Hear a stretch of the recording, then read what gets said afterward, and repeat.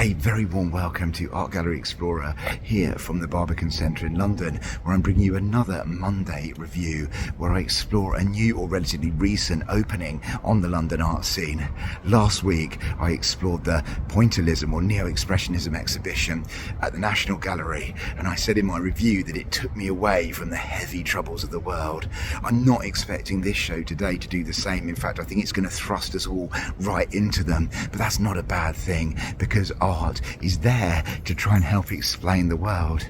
This is the second in a really exciting encounters series between Swiss sculptural great Giacometti and a contemporary artist, and I'm pleased to bring you this time Mona Hatoum conversing with Giacometti. Hatoum was born in Lebanon to exiled Palestinian parents in the 1950s. She was exiled again in the 1970s when a short trip to London turned into a very extended stay due to the outbreak of the Lebanese civil war. She's displayed all over the world.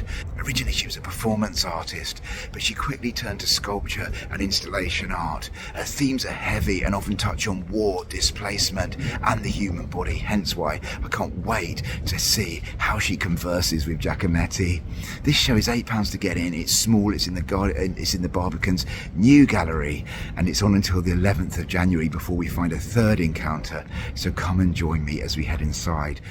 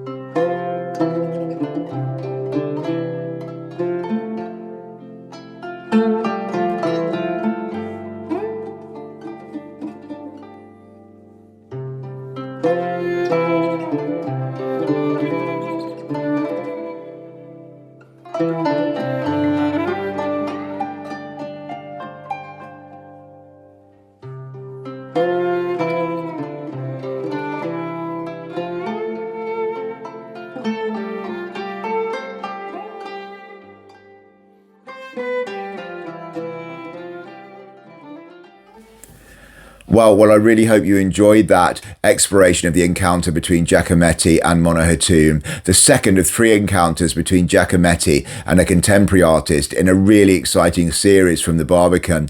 And I love this show. I thought it actually worked even better than the Hunababa show encounter with Giacometti, which I've already covered on this vlog. I thought that worked and I enjoyed that, but I thought this was really good. I thought the conversation was tighter. I thought the links between the two artists were more substantial and made it really, really powerful.